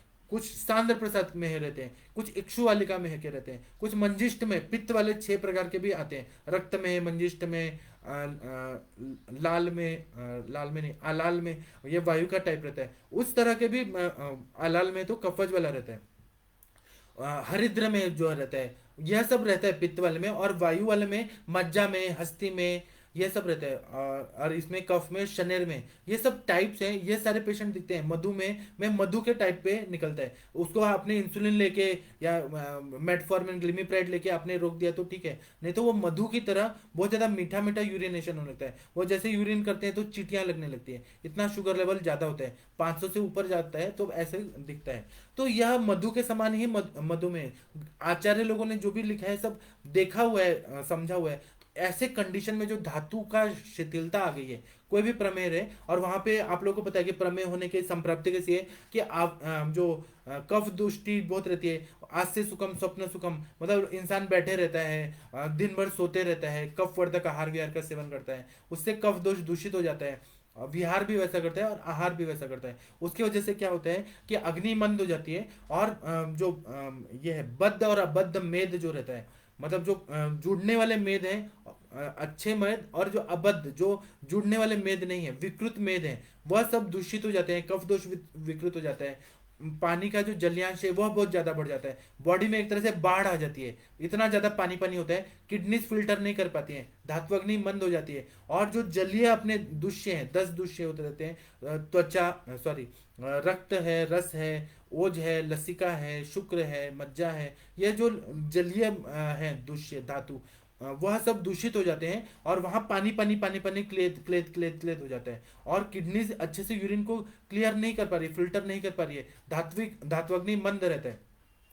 यह सब कंडीशन की वजह से आविल मूत्रता बहुमूत्रता रहती है और शरीर बहुत ज्यादा कमजोर हो जाता है। इंसान अगर स्थूल प्रमेय भी है, दिखता है स्थूल, लेकिन वो अंदर से कमजोर रहता है, तो उस उनको प्रमेय मिहिर तेल का अभ्यंग कर दिया जाए तो धातुओं को ताकत मिलेगी। धातुओं को ताकत मिलेगी और भ्राजक पित्त अगर अच्छा होगा अभ्यंग से तो उसका इफेक्ट पाचक पित्त पे होगा। सिस्टम पूरा अच्छा रहता है। और मैंने आप लोगों को बहुत बार बताया, मेरे सर जी ने डायबिटीज को ऐसा एनालिसिस किया है कि एक मैंगो रहता है, मैंगो जब रहता है कच्चा रहता है तो मराठी में उसको कैरी बोलते हैं। कच्चा आम जो रहता है वो खट्टा रहता है। तो शरीर भी जब डायबिटीज का अटैक होता है टाइप 1 टाइप 2, तो शरीर ना नया नया रहता है। उसके बाद में वह और ज्यादा रहेगा डायबिटीज बीमारी। आप शुगर लेवल को छोड़िए, वो बाजू में रखिए, वो पैथोलॉजिकल रिपोर्ट से हमें पता चला, वो बाजू में रखिए। अगर डायबिटीज की बीमारी है उसके बाद में आप भले इंसुलिन ले रहे हैं या दूसरे दवाएं ले रहे हैं वो ठीक है, लेकिन डायबिटीज बीमारी अगर बॉडी में है तो वह जैसे आम कच्चा से फिर पकता है, फिर उसके बाद सड़ता है, उसी तरह से डायबिटीज की बीमारी में सड़न पैदा होने लगती है। फिर और क्या होती है, ऑर्गन्स फेलियर होने लगते हैं, जैसे डायबिटिक न्यूरोपैथी होने लगता है, नर्व सेल्स डैमेज होने लगते हैं। फिर रेटिनोपैथी होती है, मैकुला अंदर जो है रेटिना के अंदर वहाँ मैकुलोपैथी होती है, नेफ्रोटिक सिंड्रोम होते हैं, फिर किडनी फेलियर होते हैं, डायबिटिक कोमा होता है, फिर गैंग्रीन होता है। मतलब जो प्रमेह पीड़िकाएं बताई हैं बहुत सारी, वह प्रमेह पीड़िकाएं होती है, बड़े बड़े घाव हो जाते हैं डायबिटीज की वजह से, और वहां से बहुत ज्यादा दूषित दूषित क्लेद उत्पत्ति होती है, बहुत ज्यादा घाव भरता नहीं है। डायबिटिक वुंड्स इतने डेंजरस होते हैं, कभी कभी हाथ पैर एम्पुटेशन करना पड़ता है, उंगलियां काटनी पड़ती है, ऐसा बताया है, नहीं तो वो फैल जाएगा पूरा सड़न। ऐसे कंडीशन में सड़न को रोकना है, हमें गैंग्रीन होने नहीं देना, गैस गैंग्रीन लिक्विड गैंग्रीन ये होने नहीं देना, नेक्रोसिस होने नहीं देना। नेक्रोसिस का मतलब है कि सेल तक वो जा ही नहीं पा रहे, जो ऑक्सीजन चाहिए और ब्लड जाना चाहिए वो हो ही नहीं रहा है, वो सेल फिर डेड होने लगते हैं क्योंकि उनको प्योर ब्लड नहीं मिल रहा है, प्योर ऑक्सीजन नहीं मिल रहा है, तो नेक्रोसिस, ऐसा आप लोगों ने पढ़ा होगा पैथोलॉजी के बुक्स में। तो ऐसे कंडीशन जब आ जाते हैं तो हमें उससे बचाना है रोगी को। सभी का जन्म और मृत्यु तो लिखा हुआ है, जो जन्म लेता है वो मरेगा, सबका मृत्यु, लेकिन अकाल मृत्यु से हमें बचाना है और व्याधियों से मुक्त करके उनको स्वस्थ रखना है। स्वस्थ से स्वास्थ्य रक्षण व्याधि परिमुक्षम चा, वो व्याधि अवस्था तक न जाए, इसलिए हम स्वस्थावस्था में भी कर सकते हैं। जब शुगर का डिटेक्ट हो गया तभी से प्रमेय मिहिर तेल का अभ्यंग रोज बोल दें, या फिर व्याधि भी हो गया, अभ्यंग करने से क्या होगा कि वहां पर भ्राजक पित्त अच्छा हो जाएगा, और भ्राजक पित्त अच्छा होगा तो ब्लड सर्कुलेशन अच्छा होगा, ब्लड सर्कुलेशन अच्छा होगा, अच्छा ब्लड आएगा, फिर धातु परंपरा से अच्छे अच्छे धातु बनेंगे, धातु का परिपोषण अच्छा होगा, तो सड़न की जो संप्राप्ति है, सड़ना जो जिसको कुजन बोलते हैं, जो टॉसिस बोलते हैं, वह सब बंद हो जाएगा, और उसके वजह से डायबिटिक वुंड भी ठीक होता है, फिर डायबिटिक न्यूरोपैथी ठीक हो जाए, मतलब नर्व्स में अगर वो हो रहा है न्यूरोपैथी वह भी ठीक हो जाएगा। इसीलिए ना प्रमेय मिहिर तेल का प्रयोग आप लोग करिए, बहुत अच्छा फायदा होता है। फिर ये बता रहे हैं ग्रंथों में, मैं अपने सर के नोट से बता रहा हूँ, ग्रंथों से लिया है कि यह तेल जो है वो पित्त नाशक है, यह पित्त पे काम करता है, और वायु नाशक है। पित्त अगर बढ़ा हुआ है सार्वदेहिक या स्थानिक, उसको ये ठीक करता है, और वायु का नाशक है, सौम्य है, रक्त आदि धातु वर्धक है, रक्त आदि धातु को बढ़ाने वाला है, शरीर को पुष्ट करने वाला है, और वीर्यवाही नाड़ियों को भी ताकत देने वाला है। इसलिए ये वृक्ष के रूप में भी इसका प्रयोग करते हैं। इसका प्रयोग करने से स्वप्न दोष ठीक हो जाता है, जिसको नाइटफॉल हो रहा है, बच्चों को ना रात को सोते सोते ना शुक्र निकल जाता है, इतना नाड़ियां कमजोर हो जाती हैं। तो उसमें ऐसा नहीं है कि वो लिंग पे और तेल लगा के और अभ्यंग करें, उससे तो और उत्तेजना आएगी, वहां पे अभ्यंग नहीं करना, पूरे बॉडी में अभ्यंग करना है। उसका इफेक्ट होगा कि सारा ब्लड सर्कुलेशन केवल उधर जा रहा था, उसका वही वही बार बार प्रवृत्ति हो रही थी, वही वही सोच आ रही थी। अगर पूरा बॉडी में ब्लड सर्कुलेशन होने लगेगा, सारे मसल्स को अभ्यंग कर दिया, तो उधर से उसका सर्कुलेशन का प्रेशर है वो कम हो जाएगा, और फिर वह स्वप्न दोष से निकल जाएगा। स्वप्न दोष में आप लोग ये प्रमेह मिहिर तेल या कोई भी तेल का अगर अभ्यंग करा दिया जाए, मैं गारंटी देके बोलता हूँ स्वप्न दोष में फायदा होता है, क्योंकि मैंने बेसिक फिजियोलॉजी बता दिया कि सारा ब्लड सर्कुलेशन उधर ही जाता है, और प्रेशर पड़ता है कि जब शुक्र निकल जाएगा तभी दिमाग को शांति मिलेगी। तो यह सब नहीं होना चाहिए, इसलिए अभ्यंग करना चाहिए, वो बहुत अच्छा फायदा करता है, वृक्ष है वो। और दूसरा ये बता रहे हैं कि पूरे शरीर को बलवान बनाना है, और डायबिटीज के पेशेंट को बलवान बनाना है, तो प्रमेय मिहिर तेल का प्रयोग करने से बहुत अच्छा फायदा होता है। रक्त आदि धातुओं को वर्धन करता है, क्योंकि क्या करता है कि अग्नि को अच्छा कर देगा, अग्नि को अच्छा कर देगा। भ्राजक पित्त से हम लोग यहाँ पे भ्राजक पित्त पे काम करें अभ्यंग करके, तो वो भ्राजक पित्त पे काम करेगा, तो उसका काम पाचक पित्त पे होगा, पाचक पित्त पे होगा तो अग्नि अगर अच्छा है तो इंसान अच्छा है, अग्नि खराब है तो इंसान का सब दुष्टि होती है, दोष दोष समूर्छना होता है, आम होता है, स्त्रोतोरोध होता है, सारी व्याधियां होती हैं, स्थान संशय होके ख वैकुण्ठता में जाके स्थान संशय करके व्याधि होता है। तो इसलिए अग्नि को हमें अच्छा करना है तो अभ्यंग के रूप में इसका प्रयोग करें। इसी के साथ में नस्य के रूप में भी इसका प्रयोग करते हैं। तो डायबिटीज के पेशेंट जो रहते हैं उनको नींद नहीं आती है, उनको सेक्सुअली बहुत वीकनेस आ जाती है, मतलब वो आप लोग देखिए क्लिनिकली पेशेंट जब आते हैं वो बोलते हैं कि हमें ना नींद ही नहीं आती है, हमें टेंशन बहुत रहता है, हमें ना सेक्सुअली इच्छा ही नहीं होती है, कितना भी कुछ भी अपनी वाइफ के पास जाओ, कितना भी पॉर्न देख लो, एडल्ट वीडियोस देखो, हमें कुछ भी नहीं होता, क्योंकि धातुओं में शिथिलता ही है, उसका फिर लिंग भी बहुत ज्यादा वीक पड़ जाता है। यह कॉमन बात है, क्योंकि धातुओं में शिथिलता ही है। तो पूरे बॉडी में अभ्यंग करेंगे तो एक जगह से हम काम करेंगे तो पूरा बॉडी अच्छा हो जाएगा। खेत जो रहता है 100 एकड़ का जो जगह रहता है वहां पे आप पानी डालेंगे, कंटिन्यू कंटिन्यू पानी डालेंगे तो पूरा खेत पट जाता है। उसी तरह से अभ्यंग जो है वो तेल मालिश कर करके पूरा अभ्यंग तो ऊपर ऊपर स्किन में कर रहे हैं, लेकिन उसका इफेक्ट पूरा बॉडी में, सारे मांसपेशियां, फिर उसके बाद में अस्थि धातु, मज्जा धातु, रस धातु, रक्त धातु, सभी में इतनी ऊर्जा आ जाती है, इतनी ताकत आ जाती है। और इसी को अपनाकर केरल में जो है, केरली पद्धति में आप लोग देखेंगे कि वहां लोग ना घंटों तेल का अभ्यंग करते रहते हैं। केरल में मसाज पे बहुत ज्यादा जोर दिया है, पीजी चिल पे बहुत ज्यादा जोर दिया है। जितना तेल का मसाज होगा उतना शरीर मजबूत होगा, बलवान होगा। और वो लोग अभ्यंग करके बड़े बड़े बीमारियां जैसे स्किन डिसऑर्डर्स रहते हैं, अलग अलग तेल से स्किन डिसऑर्डर्स रहते हैं, स्किन का कैंसर रहता है वो भी अभ्यंग से ठीक कर देते हैं। और ये ऐसे झूठी बात नहीं है, आप लोग जाके देखिए केरल के जो परंपरा है, इतनी अच्छी परंपरा है आयुर्वेद के मामले में, वो लोग अभ्यंग पे ज्यादा जोर देते हैं। इसलिए प्रमेय मिहिर तेल का भी वो लोग प्रयोग करते हैं, आप लोग भी प्रयोग करिए। और ये प्रमेय मिहिर तेल जो है यह महाराष्ट्र में अवेलेबल है, बाकी जगह का मुझे नहीं पता है तो मैं उसके बारे में नहीं बता सकता हूँ। अब इसमें जो कंटेंट्स है उसमें तो 30-40 द्रव्य हैं, मैं कुछ कुछ द्रव्य बोल देता हूँ जो आप लोगों को काम आएगा। मैं 30 का 30 तो बोल नहीं पाऊंगा, उतना टाइम है नहीं। अडुल्सा डाला हुआ है इसमें, तो अडुल्सा जो है ये भाव प्रकाश में ऐसा बता रहे हैं, वास्को वातकृत स्वर्य कफ पित्तास्त्र नाशना तिक्तस्तुवरो हृदयो लघु शीत तृणर्दिहृत श्वास श्वास जरद छर्दी में कुष्ठ क्षयापहा। अब इसका अगर अभ्यंग करते हैं अडुल्सा का, इसमें डाला हुआ है प्रमेय मिहिर तेल में, तो यह क्या करता है, रक्तगामी है, रक्त धातु को अच्छा करता है अडुल्सा। और ये क्या करता है कि वेगस नर्व जो अपना पैरासिम्पैथेटिक नर्व है उसको स्टिमुलेट करता है। और यह क्या करता है, वृश्य भी है। और ये क्या करता है, इससे अब जब प्रमेय मिहिर तेल जिसमें वासा डाला हुआ है, इससे हृदय की गति, अब देखिए यहां पर हम लोग वायु पे कंट्रोल कर रहे हैं, वायु स्पर्श नेन्द्रिय ऐसा बताया, वायु का स्थान बताया। जब हम अभ्यंग करते हैं तो व्यान वायु कैसे है, सर्व शरीरचारी, पूरा शरीर में घूमने वाला है। तो इस और व्यान वायु हृदय में भी रहता है। जब हम अभ्यंग कर रहे हैं तो उसका इफेक्ट हृदय पे भी होगा।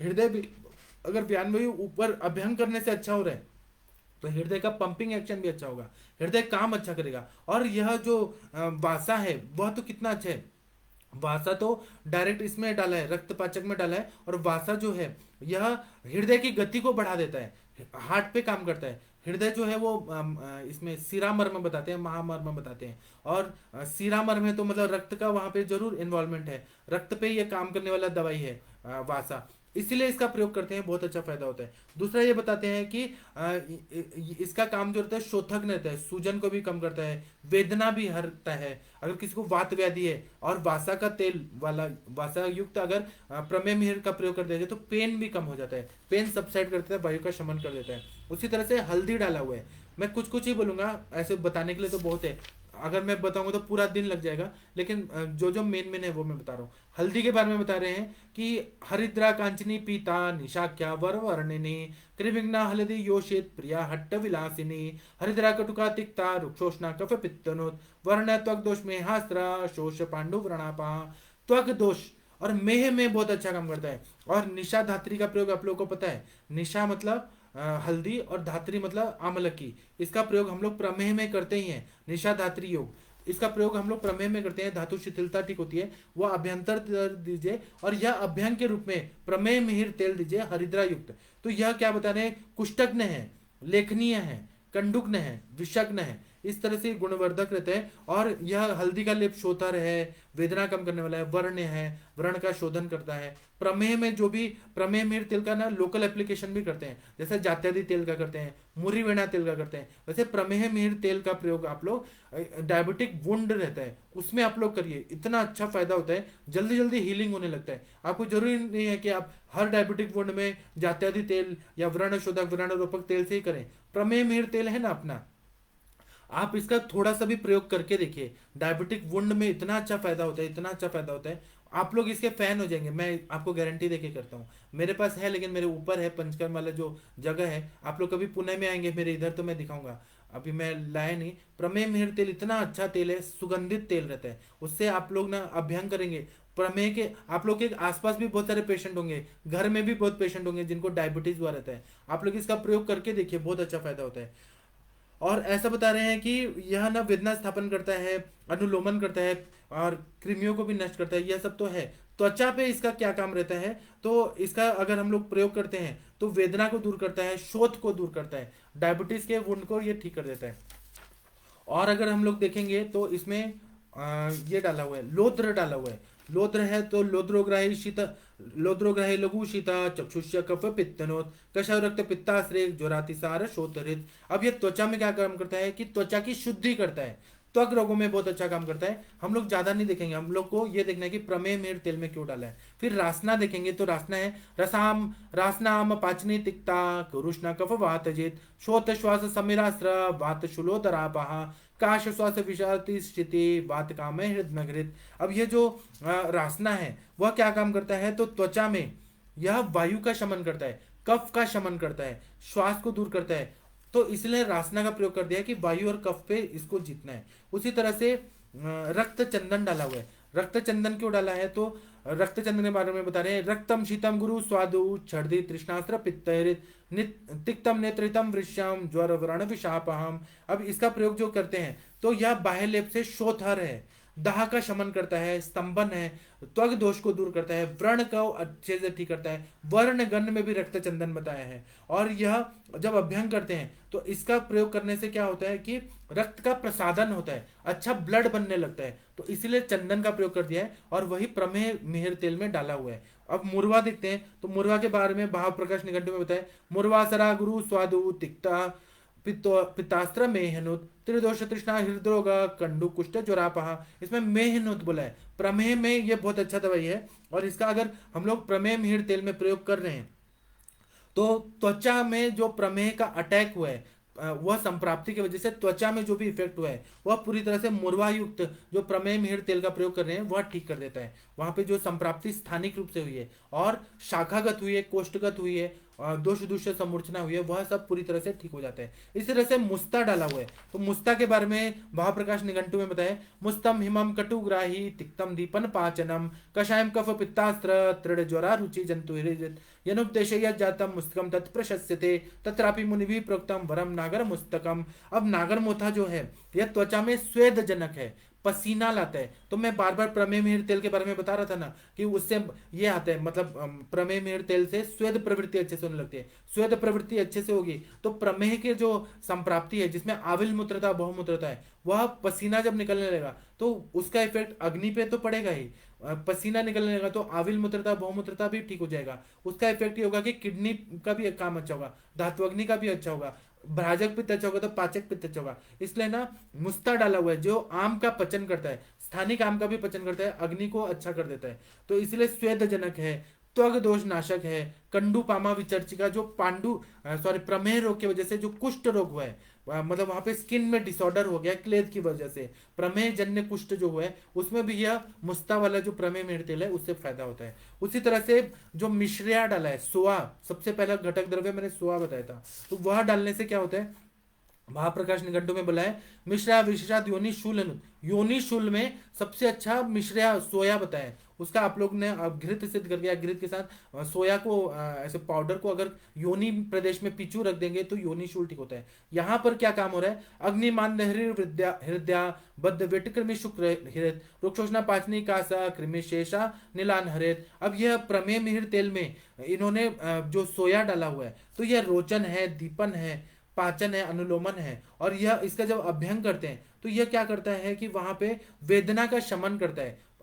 प्रमेह की वजह से अगर वायु की गति नहीं हो रही है, पेन हो रहा है पूरा बॉडी में, वीकनेस है, अंग मर्द हुआ है, वह ठीक करेगा। शोथ को ठीक करेगा। व्रण अगर हुआ है प्रमेह की वजह से तो वह ठीक कर देगा। फिर उसका इफेक्ट ये होता है कि सूजन और वेदना ठीक हो जाती है, इसलिए प्रमेह मिहिर तेल में डाला है। फिर है यष्टि मधु।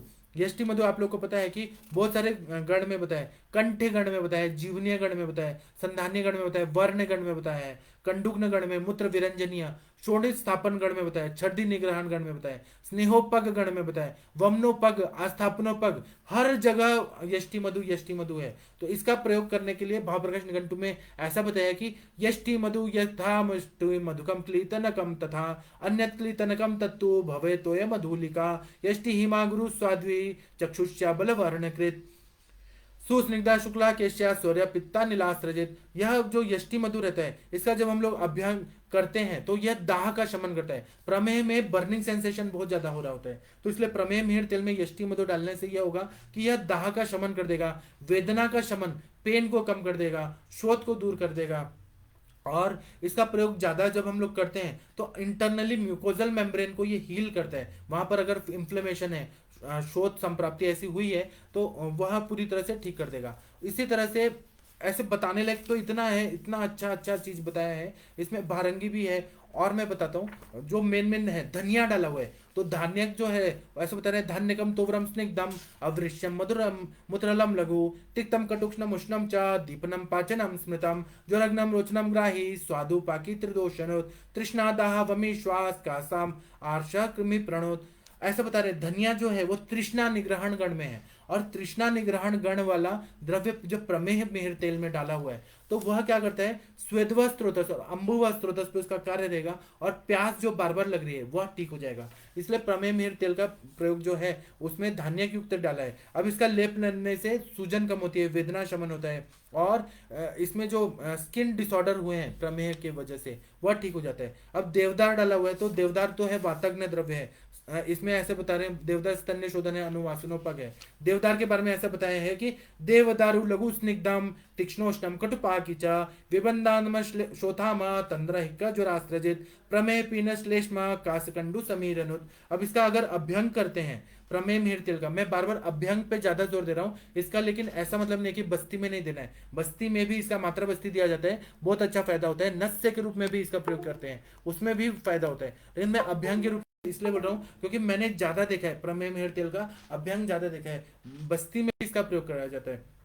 तो जब हम इसका प्रयोग करते हैं तो यह क्या करता है कि शोथ को करता है। देवदार युक्त जो प्रमेय मिहिर तेल है, देवदार है तो यह त्वचा को ठीक करता है, प्रमेय की वजह से कुष्ठ हुआ है उसको ठीक करता है। फिर व्रण का शोधन करता है, रोपण करता है, डायबिटिक वुंड्स में बहुत अच्छा काम करता है, धातुओं की शिथिलता जो है उसको ठीक कर देता है। फिर दारू हल्दी, दारू हल्दी के बारे में बताया है कि दारुविक्वातसमम क्षीरम पादम पक्त्वा यथा घनम तथा रसांजनम ख्यातम नेत्रो परमम हिमत रसांजनम कटुश्लेष्म विश्व नेत्र विकारनुत उष्णम रसायनम तिक्तम शेद्रम व्रण दोषकृत। व्रण के दोष को दूर कर देता है। ऐसा बता रहे हैं कि यह शोथग्न है, वेदना स्थापक है, व्रण शोधक है, रोपक है, और चक्षुष्य है। इसका प्रयोग करते हैं तो मिहिर तेल का प्रयोग करते हैं तो आंखों के लिए बहुत अच्छा होता है। इसी तरह से दालचीनी डाला हुआ है।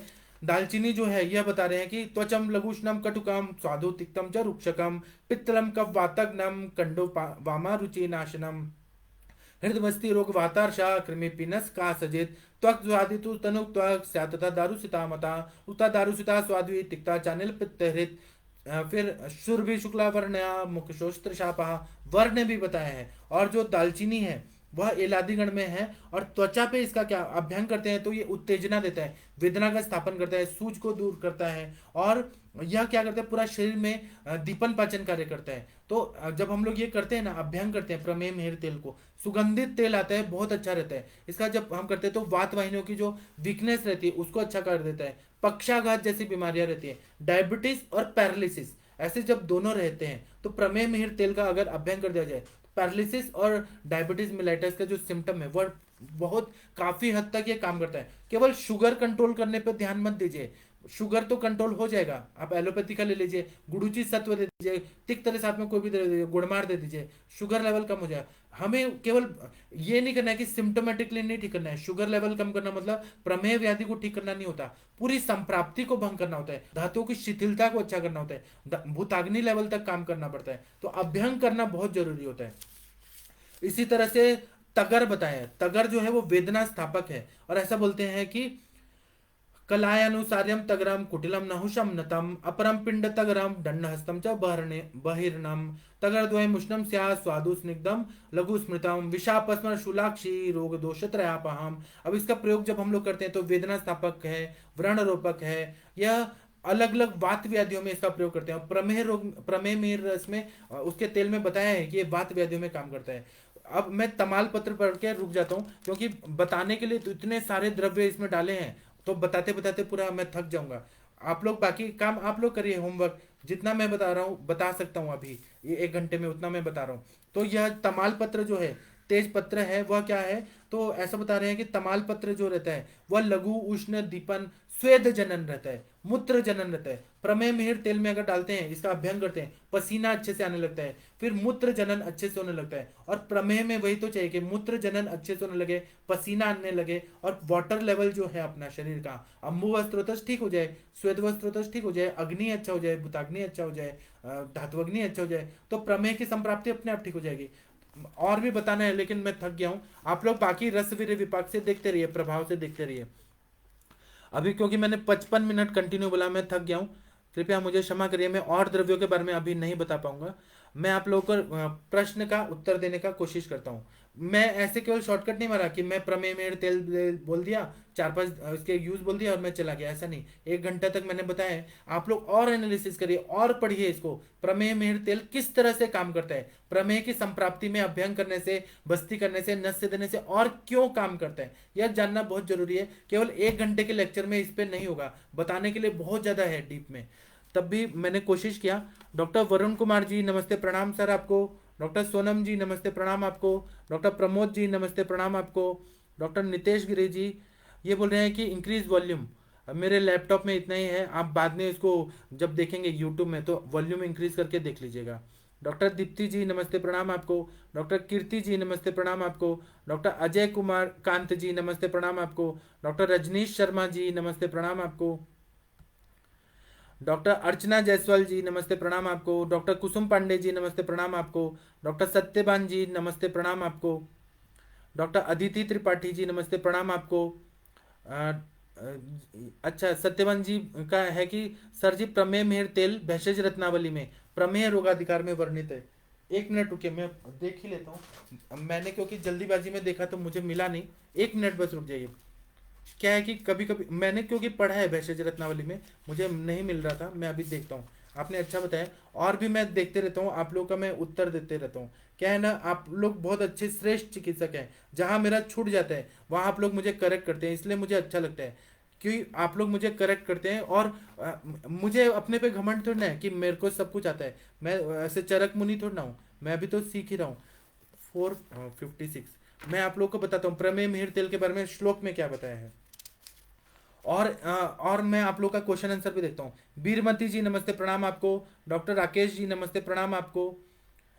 डॉक्टर सत्यवान जी बोल रहे हैं कि सर जी आज मेरे पास 2 जेनेटिक्स का रोगी आए थे, इसका आयुर्वेद के आधार पर कैसे चिकित्सा करें, इसका कोई सूत्र बताइए। तो अभी टाइम है उसका पूरा, आप ये बता दीजिए, जो भी सिम्टम है वो बता दीजिए, मैं तब तक प्रमेय मिहिर तेल देख लेता हूँ। हाँ आपने सही बताया, प्रमेय मिहिर तेल प्रमेय रोगाधिकार में है। मैंने भेषज रत्नावली नहीं खोला, आप, मैं क्षमा प्रार्थी हूँ, मैं अपने सर के नोट से पढ़ाने आ गया। प्रमेय मिहिर तेल का श्लोक मैं बोलता हूँ और उसमें देखिए कितना बढ़िया से बताया, जो मैंने हिंदी में बोला वही प्रमेय मिहिर तेल है, प्रमेय रोगाधिकार में भेषज रत्नावली में बताया है। आपका थैंक यू सत्यभान जी, आपकी वजह से सभी लोगों को मैं बता पा रहा हूँ। तो ऐसा बता रहे हैं, शत पुष्पा देव काष्टम मुस्तकम निषाद्वयम मुर्वा कुष्टम वाजी गंधा चंदन द्वय रेणुकम कुटके मधुकम रासना त्वगेला ब्रह्म यष्टिका चव्विका धान्यकम वत्सम पुतिका गुरु पत्रकम त्रिफला नलिका बालाम बलाम चाति बला तथा मंजिष्ठा सरलम बद्धम पद्मम लोद्रम मधुरी का वचा अजाजी चोशिर जाति वासा तगर पादुका एतिशम कर्ष भागे के स्थल प्रस्थम विपाचेत शतावर्यम रसम तुल्यम लाक्षायश्च चतुर्गुणम मुस्तम मस्तुम लाक्षरसे तुल्यम क्षीरम तुल्यम प्रदापयेत देवरथे पचेत तैलम गंधम दत्वा यथाक्रमम एतत्तेलवरम श्रेष्ठम अभ्यंगा मरुतापहम। देखिए इन्होंने बोला है एतत्तेलवरम श्रेष्ठम अभ्यंगम, अभ्यंग करने के लिए बताया है। अभ्यंग करने से इतना सारा प्रमेह के जो कॉम्प्लिकेशंस है वो ठीक हो जाता है। और यह प्रमेह मिहिर तेल है, ये मैंने बहुत बार पढ़ा था अभी, लेकिन मेरे को ध्यान से निकल गया था। फिर ऐसा बता रहे हैं विषमाख्यान ज्वरान सर्वान मेदो मज्जगतानपि वातिकम पैतिकम चैवम श्लेष्मिकम सान्निपातिकम क्षीणेन्द्रिय तथा शस्तम ध्वज भंगे विशेषता। जिसको इरेक्टाइल डिस्फंक्शन है उसको भी अभ्यंग करते हैं ना पूरा शरीर में, तो इरेक्टाइल डिस्फंक्शन का प्रॉब्लम ठीक हो जाता है, उसका इरेक्शन फिर से आ जाता है।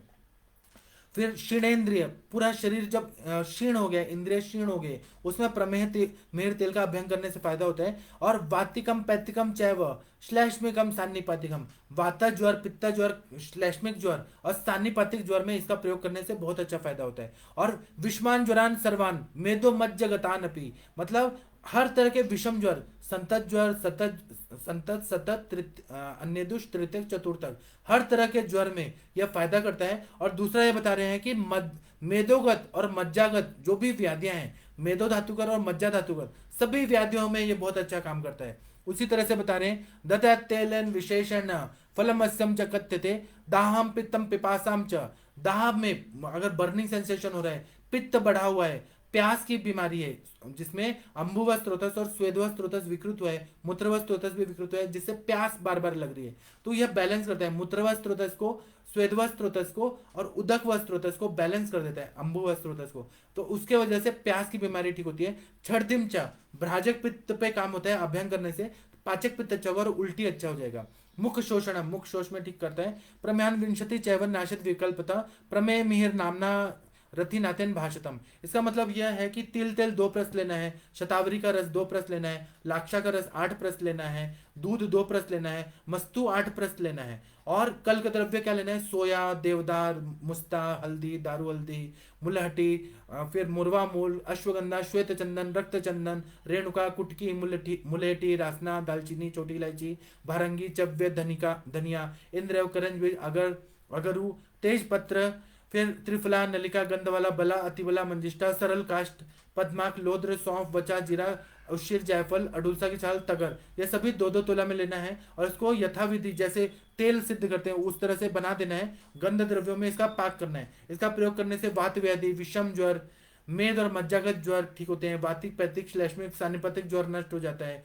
यह तेल दाह में काम करता है, पित्त बढ़ा हुआ है उसमें काम करता है, पिपासा में, छर्दी में, मुख शोष में, सभी प्रमेह के सभी जो अवस्थाएं रहती हैं उसमें बहुत ज्यादा उपयोगी रहता है। और जो क्षीणेंद्र पुरुष है जिसमें ध्वज भंग की कंडीशन है, इरेक्शन नहीं हो रहा है, उसमें भी यह बहुत ज्यादा उपयोगी रहता है। तो इसका प्रयोग आप लोग करिए। किताब तो कोई भी पढ़ सकता है, लेकिन उसको एक्सप्लेन करना, उसको समझना और समझाना वो बहुत डिफिकल्ट रहता है। और यह हमारे सर ने ये बताया है, बार बार बताया है कि प्रमेय मिहिर तेल का आप लोग प्रयोग करिए अपने डायबिटिक पेशेंट में। और तेल महंगा नहीं आता, ज्यादा से ज्यादा प्रमेय मिहिर तेल अगर बना दिया जाए तो 800 से 1200 रुपए इस रेंज में बनता है। किसी की कोई कोई 800 में भी बेचता है, कोई कोई 1200 में भी बेचता है। आप लोग इसका प्रयोग करिए अपने प्रैक्टिस में।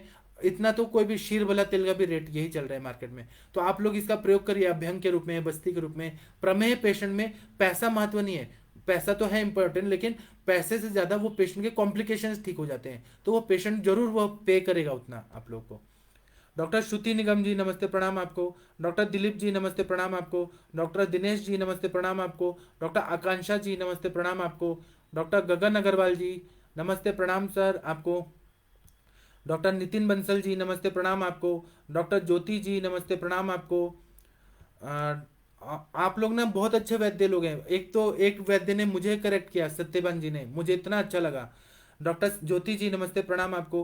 भैषज रत्नावली में मैं खोल रहा था, लेकिन जल्दी जल्दी में क्योंकि मेरे पेशेंट गए मैं खोल नहीं पाया, मैंने सर के नोट से पढ़ा दिया। लेकिन आपने मुझे करेक्ट किया कि भैषज रत्नावली में भी है, मैंने पढ़ा था लेकिन मुझे मिल नहीं रहा था। तो डॉक्टर मनदीप जी नमस्ते प्रणाम आपको। और ये जो पढ़ाई रहती है ना, मेडिकल की पढ़ाई, ये कंटिन्यू करते रहना चाहिए। अगर डॉक्टर ने सोच लिया कि मुझे सब कुछ आ गया, अहंकार आ गया, तो वो समाप्त हो जाता है। डॉक्टर को हमेशा विद्यार्थी बन के हर समय कुछ नया चीज सीखना चाहिए, कुछ नया नया हमें लेना है, और हमें पेशेंट में देखना है, ट्रीटमेंट देखे कि क्या फायदा हो रहा है, तभी इंसान आगे बढ़ सकता है। अगर उसने खत्म कर दिया कि मैं सब आता है, मैं परिपूर्ण हूँ, ऐसा कभी नहीं होता। डॉक्टर तबरेज जी नमस्ते, प्रणाम आपको। डॉक्टर विनीता शुक्ला जी का बहुत बढ़िया क्वेश्चन है। डायबिटिक वाले कफ प्रकृति, can we do oil massage, how many days continuously we can give this. अब देखिए, डायबिटीज जो रहता है वो कभी तो ठीक होता नहीं है, या पे या असाध्य व्याधि में जाता है।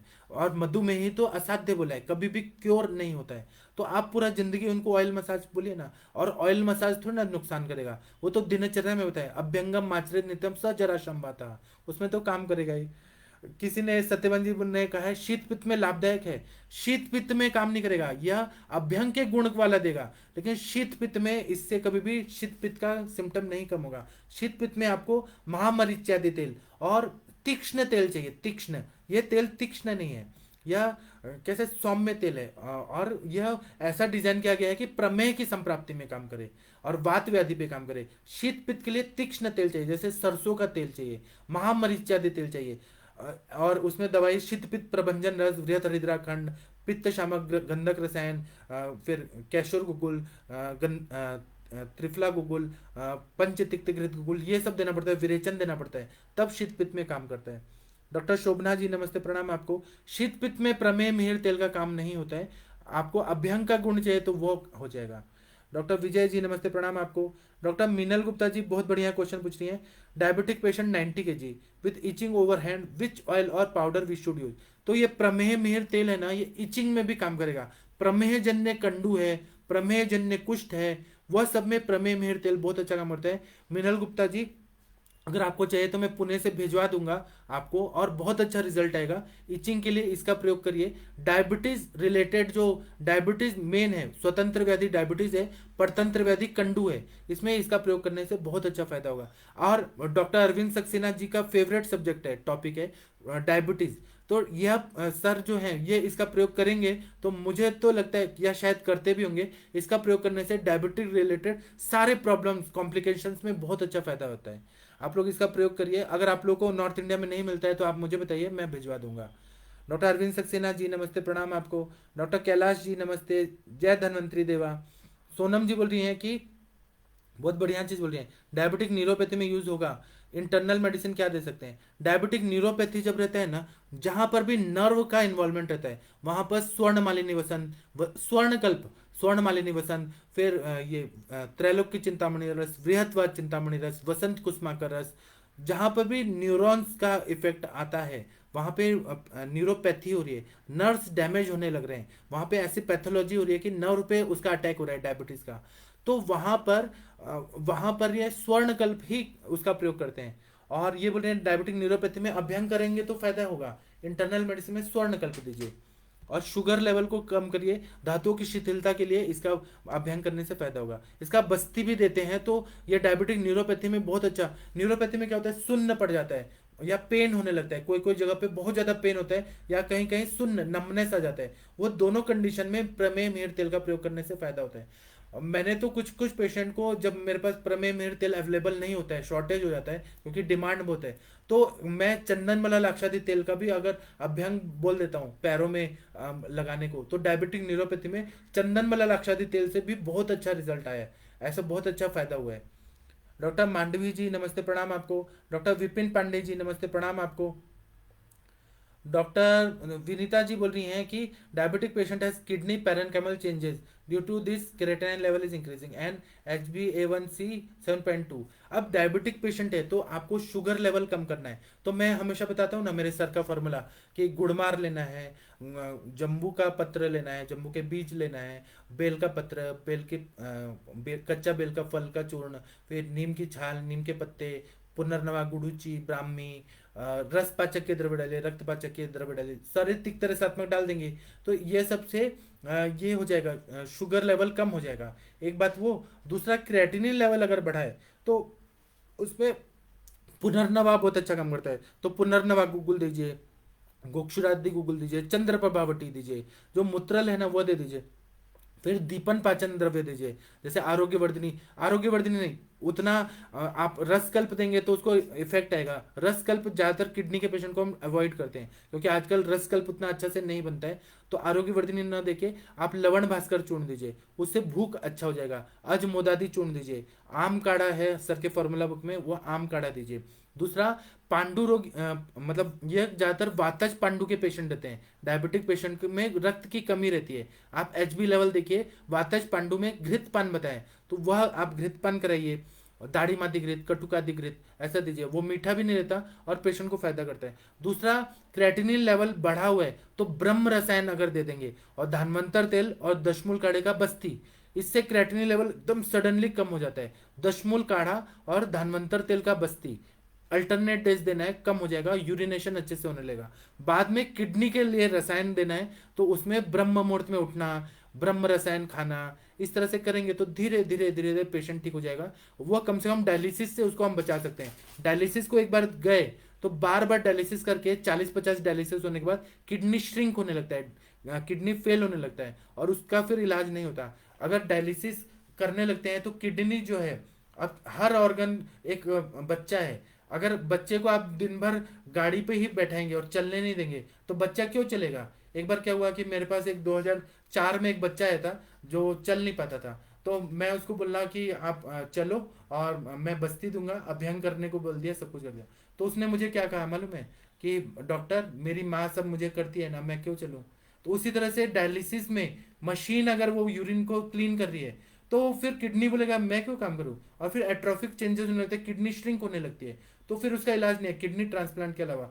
तो हमें किडनी को ही ताकत देना है, किडनी को ही अच्छा करना है और किडनी को ही, तो इसमें रस पाचक सॉरी रक्त के मेद भाग, रक्त और मेद के प्रसाद भाग से वृक्क बना हुआ है, और वृक्क जो है वो मेदोव स्रोतस का मूल स्थान है ऐसा बताए। तो रक्त पाचक और मेदोपाचक अगर हम दे देंगे किडनी के पेशेंट में बहुत अच्छा फायदा होगा। मैं किडनी पे एक लेक्चर रखूंगा, मैं आप लोगों को बताऊंगा कि किडनी डिजीजेस को हमें किस तरह से आयुर्वेद के हिसाब से देखना चाहिए और सक्सेस स्टोरीज कैसे मिलती है, मैं बताऊंगा आप लोगों को। डॉक्टर प्रशांत जी नमस्ते प्रणाम आपको। डॉक्टर राजकुमार जी नमस्ते प्रणाम आपको। डॉक्टर विकास जी नमस्ते प्रणाम आपको। इन्होंने बोला है सत्यवान जी की इसको पांडु रोग में उपयोग, हाँ पांडु रोग में भी शिथिलता ही रहती है धातुओं में, उसमें भी इसका प्रयोग करने से फायदा होता है।